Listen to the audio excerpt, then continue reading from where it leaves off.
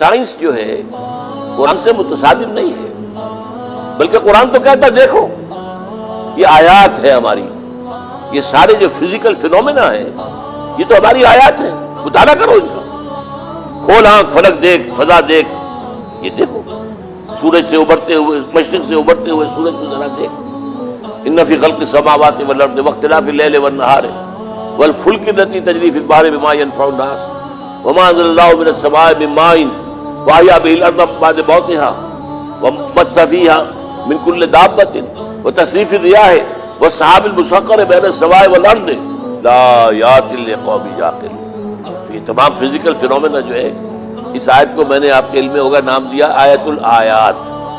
کسی اور آیت میں اتنی آیتیں جمع نہیں ہیں۔ آیت اللہ کی نشانی، 10 آیتیں جو ہے اللہ کی نشانیاں وہ اس ایک آیت میں جمع ہیں۔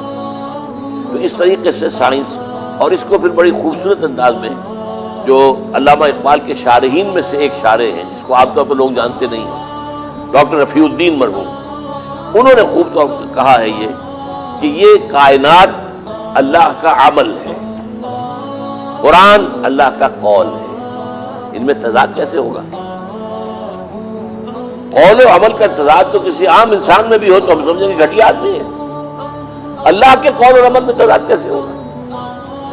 اس اللہ کے عمل کا مطالعہ سائنس ہے، اللہ کے قول کا مطالعہ یہ ہے کہ قرآن مجید پڑھے تم نے، اور ان میں تضاد نہیں ہے۔ اچھا تضاد کیوں ہوتا ہے، محسوس ہوتا ہے، اس کی وجہ سمجھ لیجئے۔ قرآن مجید میں جو سائنٹیفک فینومینا کا ذکر آیا ہے، اب ظاہر بات ہے آج سے 1000 سال پہلے تفسیر لکھ رہا ہے ایک شخص، اس وقت سائنس کی معلومات اتنی محدود تھی کہ وہ اپنے دور کے تقاضوں کے مطابق اس کی تفسیر کر رہا ہے، لہذا وہ آج کے دور سے ٹکرا رہی ہے۔ تو تفسیر ٹکرائے گی، قرآن نہیں ٹکرائے گا۔ یہ جو ڈاکٹر مورس بوکائی نے بہت بڑی بات کہی، جس نے کتاب لکھی دی قرآن دی بائبل اینڈ سائنس، اس نے یہ بات کہی ہے، بہت عمدہ بات کہی ہے، قرآن میں کوئی ایسی شے نہیں میں نے پائی جسے سائنس نے غلط ثابت کر دیا ہو، جبکہ بائبل میں موجود ہے۔ اور وہ موجود کس لیے ہے؟ اس کی وجہ ہے اصل بائبل تو گم ہو گئی تھی، 587 قبل مسیح کے بعد اصل تورات دنیا میں نہیں ہے۔ یہ تو بعد میں جو ہے کوئی 100 یا 150 برس کے بعد لوگوں نے اپنی یادداشت سے تورات لکھی ہے، وہ تورات تو گم ہو گئی تھی۔ نیبوکڈنیزر کا جب حملہ ہوا ہے یہ یہودا پر، یہودا جو ریاست تھی یہودی، تو اس کے بعد تو تورات نہیں۔ جب انسانوں نے اپنی یادداشت سے مرتب کیا تو اس وقت کے علم جو سائنسی تصورات تھے وہ اس کے اندر خود بخود آ گئے، لہذا اس میں تضاد ہے، ورنہ اللہ کا کلام وہ بھی تھا، اس کے اندر تضاد نہ ہوتا۔ قرآن محفوظ ہے، لہذا قرآن میں کوئی شے ایسی نہیں ہے جسے سائنس نے غلط ثابت کیا، البتہ تفسیروں میں آپ کو معلوم ہو جائے گا۔ اچھا اسی طرح احادیث کے اندر بھی ظاہر بات ہے کہ حضور کا کام تھا لوگوں کو تذکیر، نصیحت، ایمان پیدا کرنا، تو بعض چیزیں جو اس دور کے تصورات کے مطابق تھی آپ نے انہیں کو استعمال کر لیا لوگوں کو بات سمجھانے کے لیے۔ لیکن ایک حدیث جو میرے نزدیک ہم آپ میں سے ہر شخص کو یاد ہونی چاہیے، وہ تعبیر نخل والی حدیث ہے کہ حضور صلی اللہ علیہ وسلم جب مدینہ تشریف لائے مکے سے، تو آپ کو معلوم ہے کہ حضور تو وہ کاشتکار تو تھے نہیں، مکے میں تو کوئی کاشتکاری تھی نہیں، بوادٍ غیر ذی زرع، وہاں تو کوئی پیدا ہی نہیں ہوتا تھا، لہذا کاشتکاری کے اصولوں سے آپ واقف نہیں تھے، تاجر بہترین تھے اور بہت کامیاب تھے۔ یہاں آئے تو آپ نے دیکھا کہ یہاں انصار جو ہیں وہ کھجوروں کے جو پھل ہیں وہ پھول ہوتے ہیں، نر اور مادہ علیحدہ علیحدہ ہوتے ہیں۔ یہ درخت جو ہے یہ ہیومن بینگز کے بہت قریب ہے، یہ یوں سمجھیے کہ پلانٹ کنگڈم اور اینیمل کنگڈم کے درمیان میں کھڑا ہوا، اس کے جو ہے پھول، نر پھول، مادہ پھول، ان کو قریب کر دیتے تھے ایک دوسرے کے ساتھ، لا کے ایک ڈور باندھ دی تاکہ پالینیشن ہو جائے اور تاکہ اس کے ذریعے سے زیادہ فصل زیادہ ہو جائے، فرٹیلائزیشن ہوگی، پالینیشن ہوگی، فرٹیلائزیشن ہوگی اور تو کھجوریں زیادہ پیدا ہوگی۔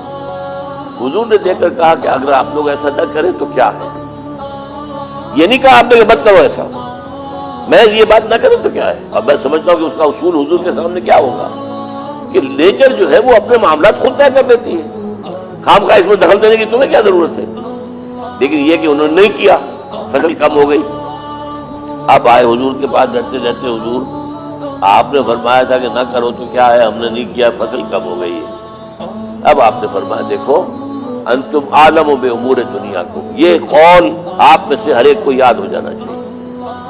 سائنس کی کسی بات کے معاملے میں ہمیں اگر کوئی حدیث کے اندر کوئی چیز نظر ٹکراتی نظر آئے، لیکن سائنس کی وہ بات وہ تھیوری نہ ہو، فیکٹ ہو. تھیوریز تو بدلتی رہتی ہیں، اس کے معاملہ اور ہے، لیکن فیکٹ اگر کوئی ثابت ہوا ہے تو اگر حدیث میں کہیں اس کے خلاف کوئی بات کی ہے تو ہمیں سائنس کی بات قبول کرنی ہے، اس لیے کہ حضور کا قول موجود ہے. یہ ہے کہ جو اس کا محکم ترین چیز جو ہے جس کی بنیاد پر یہ طے کیا جائے گا، انتم عالم بامور دنیا کو، تم اپنے دنیاوی معاملات کو مجھ سے بہتر جانتے ہو. اس حوالے سے ان چیزوں کو ذہن میں رکھیے. اور علامہ اقبال نے خاص طور پر کہا ہے کہ the inner core of the modern western civilisation is Quranic.